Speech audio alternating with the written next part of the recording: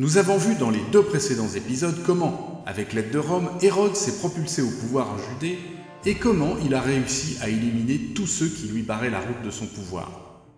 Durant son règne, il va considérer son royaume un peu comme sa propriété personnelle et du même coup assurer l'indépendance de la Judée vis-à-vis de Rome, évitant ainsi qu'elle ne devienne, comme la Syrie et l'Égypte, une simple province de l'Empire dont il n'aurait été que le dévoué serviteur. Durant ce règne de près de 35 ans, Hérode va manier la chèvre et le chou avec ses sujets et avec les Romains. Il aura réussi à convaincre César, puis Auguste, d'accorder aux Juifs le privilège de pratiquer leur religion monothéiste un peu partout dans l'Empire, à condition bien sûr que ceux-ci sacrifient aussi à l'empereur. Procédé inacceptable pour les Juifs. Ces Juifs vont pourtant se plier à cette pratique, mais une fraction de plus en plus importante de Juifs pratiquants et dévots va voir ces arrangements comme une menace à la pureté d'Israël. La suite de notre histoire va montrer comment la Judée va devenir une épine douloureuse dans la sandale romaine et comment 2 villes, Rome et Jérusalem, vont étroitement mêler leur destin. Jérusalem, un matin de l'an 4 avant Jésus-Christ. Un calme bien trompeur. Le roi Hérode, agonisant, aime manipuler les contradictions. Après avoir reconstruit et édifié le temple le plus monumental de tous les temps à la gloire du Dieu unique d'Israël, il va l'affubler d'insignes à la gloire de Rome, comble du sacrilège pour les Juifs. Cette Jérusalem qui s'éveille va connaître des lendemains douloureux. Après près de 35 ans d'un règne traversé par des crises violentes et des conspirations mortelles au sein même de la famille royale, Hérode s'éteint en cette année -4 avant notre ère. Il a tant fait régner la terreur parmi les siens que ceux-ci se réjouissent à l'annonce de sa mort. Qu'ils ne se réjouissent pas trop vite, car Hérode a encore quelques fourberies en réserve. Conscient que sa disparition va libérer des effusions de joie, il donne instruction de convoquer des notables juifs dans l'hippodrome de Jéricho, proche de sa résidence, avec ordre aux archers de les massacrer à l'annonce de sa mort, s'assurant ainsi que son trépas engendrerait bien des pleurs et non des chants de joie. Cet ordre ne sera finalement pas exécuté. Mais des pharisiens, eux, vont encourager la destruction de l'aigle romain, surplombant la porte du temple de Jérusalem. Ils seront brûlés vifs. À peine achevé, ce temple immaculé, lieu de la présence de Dieu sur terre pour les Juifs, va connaître son premier baptême du sang. Hérode, tantôt monstre, tantôt bienfaiteur, laisse pourtant derrière lui un royaume prospère, mais qui a scellé son destin avec celui de Rome, et c'est Rome qui a été mandaté par Hérode pour être son exécuteur testamentaire. Rome, où règne désormais l'empereur Octave Auguste, maître de l'univers, car Rome domine désormais tout le pourtour méditerranéen. C'est donc Rome qui va régler les conditions de la succession d'Hérode.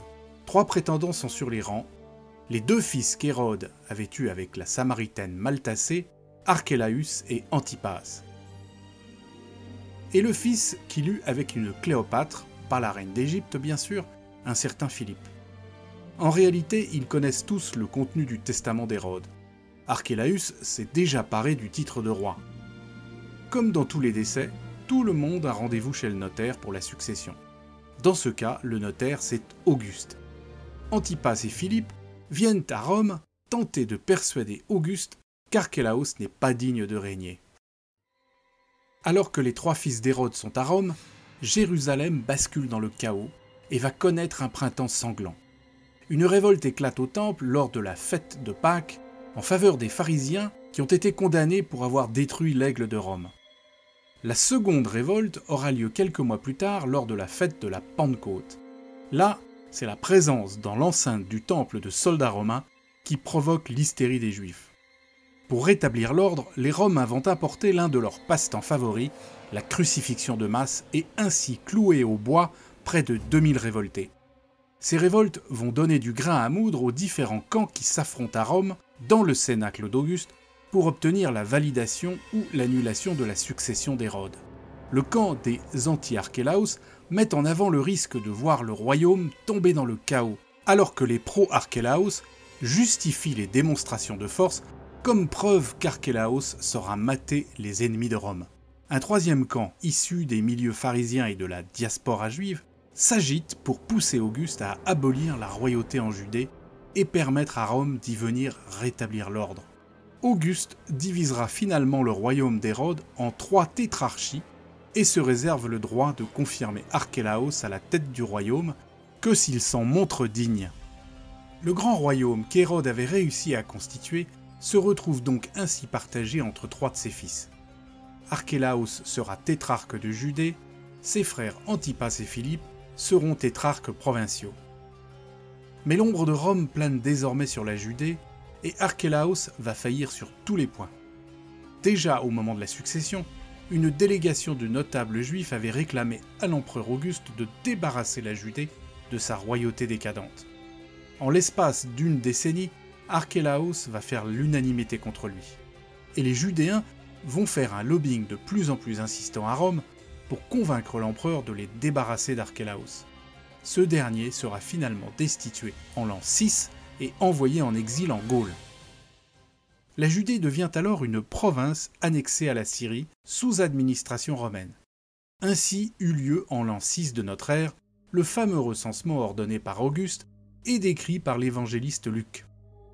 Le recensement est une procédure classique de l'administration romaine pour établir les bases de la fiscalité impériale sur un territoire dont ils assurent désormais la gestion directe. La Judée connaîtra en réalité une brève période de stabilité relative durant près de 20 ans, jusqu'à ce que 2 événements déclencheurs ne viennent compromettre la délicate et fragile Pax Romana.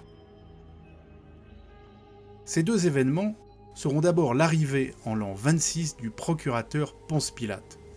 Et le deuxième événement sera une grave crise politique dans les années 40, et nous y reviendrons. Pour l'heure, intéressons-nous à 2 personnages qui vont marquer cette période. Ces 2 personnages sont Hérode Antipas et Ponce Pilate. Dans les années 30, ils vont tous les 2 sceller le destin d'un homme dont la mémoire fera basculer l'Empire romain. Il s'agit de Jésus de Nazareth. D'abord Antipas. L'homme est surnommé le renard par Jésus. Ce fils d'Hérode décadent et suppôt du pouvoir romain va se faire remarquer à plusieurs titres. Le premier est qu'il se construit une capitale au bord du lac de Galilée qu'il nomme Tibériade en l'honneur du nouvel empereur Tibère, sur le site sacré d'un cimetière juif qu'il fera déplacer, provoquant ainsi la colère de nombreux juifs de la région.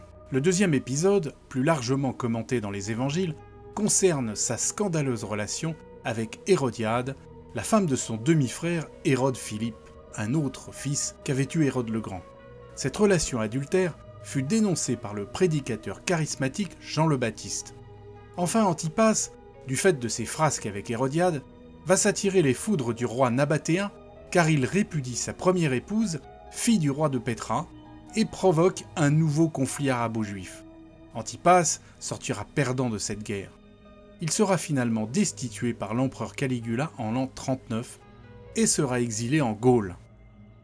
Quant à Ponce Pilate, il va multiplier les provocations avec les Juifs et son arrogance seront source de tensions et de révoltes qui vont nourrir le radicalisme des Juifs à l'égard des Romains, mais aussi à l'égard des grands prêtres du Temple, eux accusés de collaboration. Son histoire est cependant intéressante car elle va nous emmener à Rome pour suivre la suite de notre aventure. Que sait-on au juste de lui? Pour cerner ce personnage, transportons-nous dans la capitale de l'Empire. Rome, centre du monde. Nous sommes en 26 de notre ère. L'empereur Auguste, qui a disparu 12 ans auparavant, au terme d'un règne de 44 années, a été remplacé par Tibère. Il est intéressant de noter qu'Auguste meurt dans son lit de vieillesse, ce que ne connaîtra pas la série d'empereurs débauchés, décadents et psychopathes qui vont lui succéder. Tibère, puis Caligula, Claude et Néron en seront les plus beaux spécimens. Tibère, empereur contre son gré, paranoïaque de surcroît, s'éloigne de Rome pour aller mener une vie de vice et de débauche sur l'île de Capri, déléguant ainsi la gestion quotidienne de l'Empire à son préfet du prétoire, un certain Séjan. Séjan est un intrigueur, manipulateur, dévoré par l'ambition. Il fera empoisonner Drusus, le fils de Tibère. Tibère, d'abord incrédule, disculpera son ministre, mais finira au bout de quelques années par ouvrir les yeux sur son erreur, et la duplicité de ces gens sera découverte. Il le fera arrêter et exécuter, mettant à sa place un certain Macron. Quel rapport avec Ponce Pilate, vous demandez-vous déjà? Eh bien, Pilate est un homme de ces gens qui l'a fait nommer gouverneur de Judée. Il pourrait bien avoir été complice dans le meurtre de Drusus, le fils de Tibère, et nous reviendrons bientôt sur cet épisode. Pilate, à l'annonce de la mort de son protecteur, ne cessera de donner des marques de déférence envers Tibère, faisant même installer des boucliers en or au nom de l'empereur sur le temple de Jérusalem. Humiliation suprême pour les Juifs qui provoquera un tollé et de nouveaux soulèvements violents qui seront à chaque fois réprimés de manière brutale et sanglante. Pilate, après 10 années passées en Judée, sera finalement rappelé à Rome vers l'an 36, au moment de la mort de Tibère, assassiné par Macron. Il sera exilé à Lyon, en Gaule, sur ordre de Caligula. Décidément, la capitale des Gaules a pas mal servi de terre d'exil aux canailles du Levant. Restons encore à Rome, car c'est bien là que se joue l'avenir de la Judée. Nous allons maintenant découvrir la vie aventureuse et tumultueuse de celui qui sera considéré comme le dernier roi des Juifs. C'est à Rome précisément que cette histoire va démarrer, car Hérode avait ses attaches dans la capitale de l'Empire, où il avait fait l'acquisition d'un somptueux palais. Palais qui fut occupé par l'une de ses belles-filles et nièces, Bérénice, veuve évidemment. Oui, veuve, car elle est la fille que la sœur d'Hérode, la diabolique Salomé, avait mariée à Aristobule, un des fils qu'Hérode avait eu avec la belle Mariam. Mariam, Aristobule ainsi qu'Alexandre son frère avaient tous les trois été exécutés sur ordre d'Hérode, laissant ainsi Bérénice seule avec un fils aîné, Agrippa. Agrippa, un nom bien romain pour un jeune Judéen né à Jérusalem et qui pourrait bien être appelé à un destin royal dans son pays d'origine. Agrippa va passer son enfance et son adolescence dans les couloirs du pouvoir impérial et va ainsi connaître intimement les personnages qui feront et déferont la grandeur de Rome. Il sera ainsi l'ami de deux futurs empereurs, Caligula et Claude. Mais son ami le plus intime et son compagnon de beuverie, c'est Drusus, le fils de l'empereur Tibère. Agrippa, charmeur, extraverti et extravagant, mène une vie de dandy aisé qui dilapide sa fortune et accumule les dettes pour briller dans la haute société romaine. Drusus et Agrippa sont inséparables. Ils sortent, boivent et dépensent, tandis que Tibère, empereur contre son gré et austère, abandonne progressivement son pouvoir à son ministre Séjan et va s'installer sur l'île de Capri. Drusus est naturellement pressenti et élevé pour un jour prendre la succession de Tibère. Un autre prétendant est aussi pressenti pour devenir empereur, c'est Germanicus, petit-fils du célèbre Marc-Antoine. Germanicus devient un brillant officier, charismatique et populaire dans la Légion romaine. Drusus et Germanicus vont tous les deux faire les frais de l'ambition démesurée de Séjan, le ministre de Tibère. Germanicus mourra victime d'un complot en Syrie. Quant à Drusus, il va lui aussi mourir à la suite d'une beuverie avec Agrippa. Tibère, le cœur brisé, va s'en prendre à Agrippa qu'il considère comme le responsable de la mort de son fils, qu'il l'aurait entraîné dans l'ivrognerie. Agrippa, tombé en disgrâce à Rome, déjà fortement endetté, va alors partir pour la Judée, son pays qu'il ne connaît en réalité pas et où personne ne le connaît non plus. Sans un sou, il ira vivre dans une ferme dans le désert du Negev. Déprimé, il tentera de se suicider et sa jeune cousine et épouse, Cypros, judéenne comme lui, va le convaincre alors d'aller voir sa sœur Hérodiade, qui vit désormais avec son oncle Hérode Antipas en Galilée. Il passera finalement quelques années à Tibériade au service de son oncle dans un job sans éclat et continuera à s'endetter à tel point qu'il sera à nouveau contraint de s'enfuir.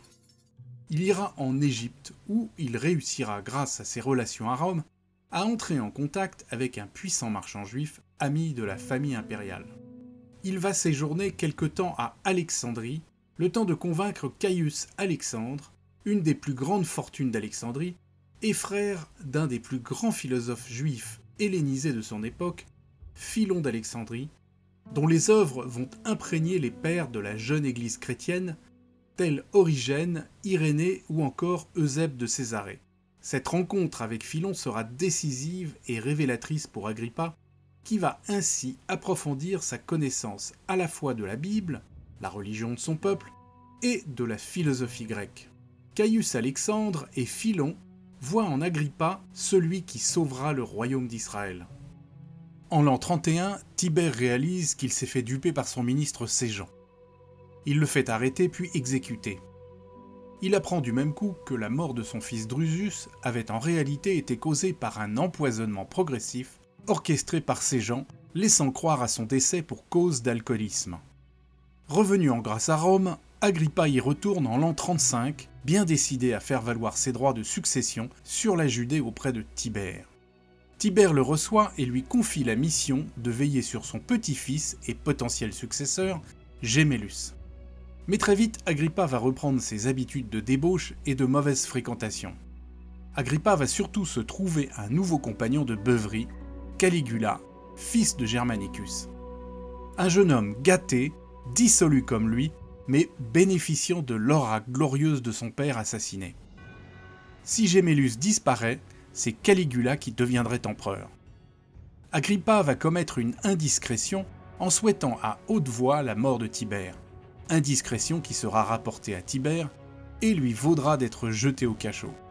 Entre-temps, Tibère meurt, assassiné par un certain Macron, laissant Caligula et Gémellus se débrouiller avec la succession.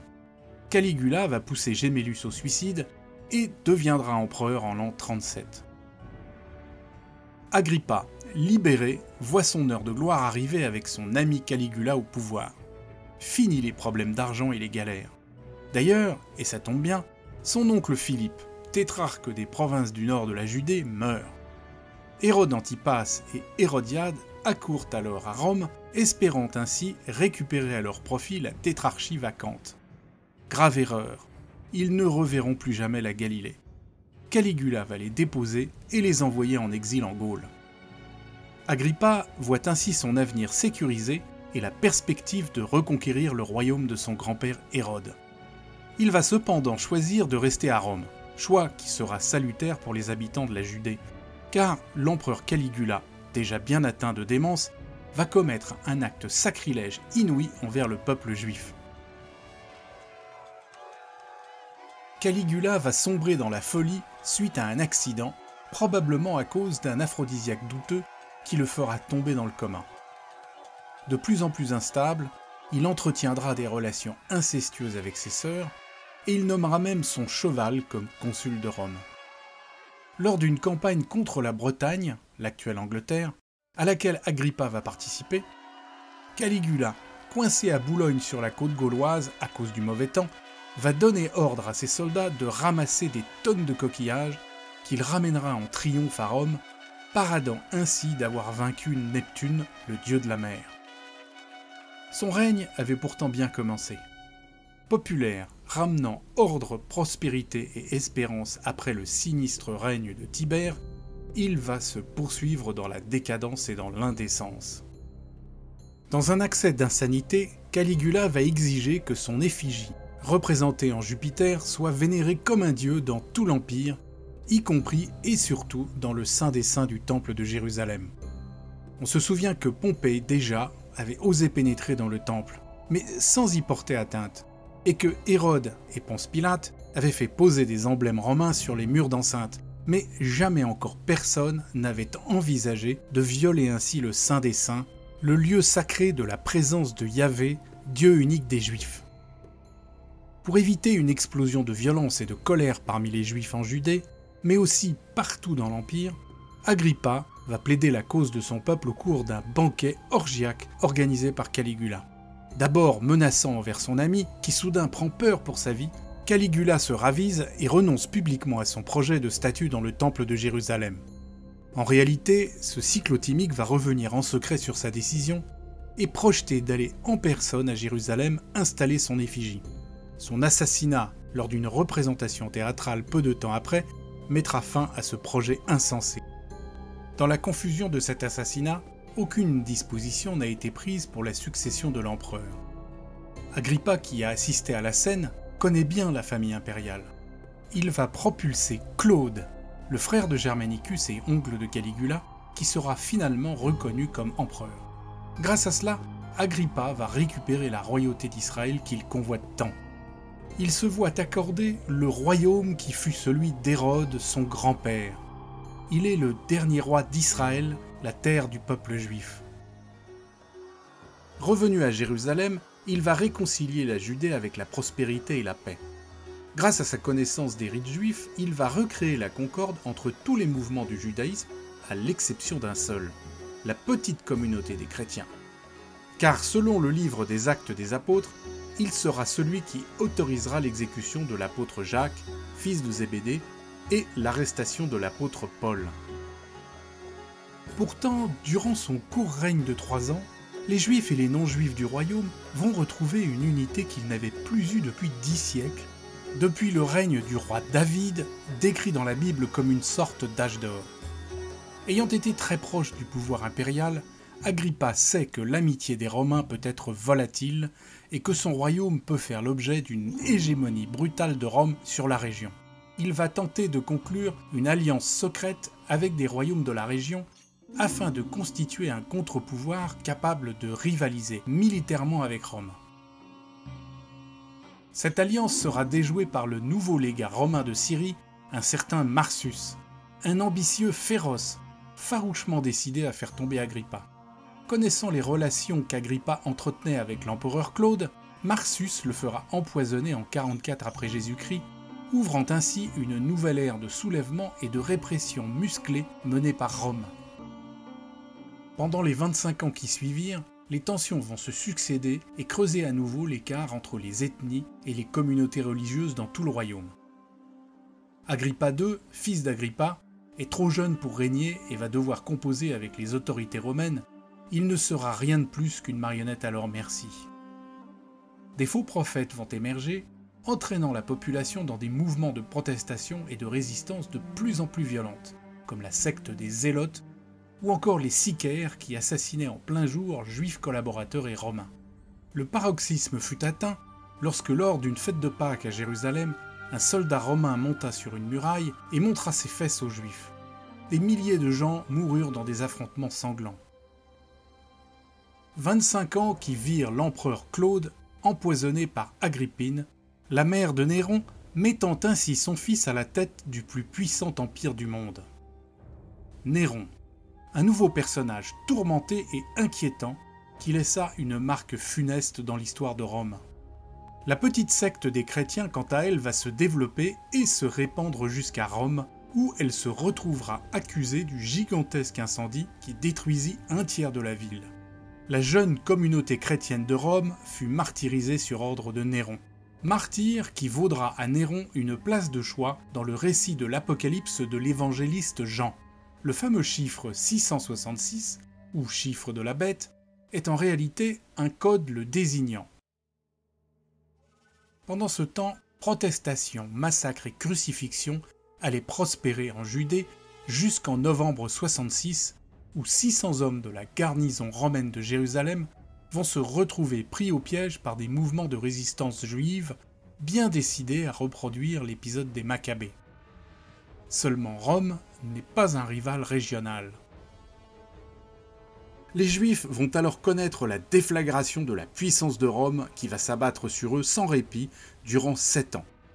Un orage de fer et de feu qui conduira à la destruction du temple de Jérusalem et à l'anéantissement de la rébellion lors du siège de la forteresse de Massada en l'an 73. Victorieux, l'empereur Titus fera construire un arc de triomphe dans le Forum de Rome, décoré de fresques racontant ses victoires sur le peuple juif et la destruction d'Israël. Arc que l'on peut toujours contempler de nos jours. La mémoire de tous ces événements nous a été précieusement consignée par un juif, contemporain d'Agrippa, qui fut d'abord un chef au service de la rébellion, mais capturé par les Romains, il deviendra le chroniqueur de toute cette histoire. Il s'agit de Flavius Joseph.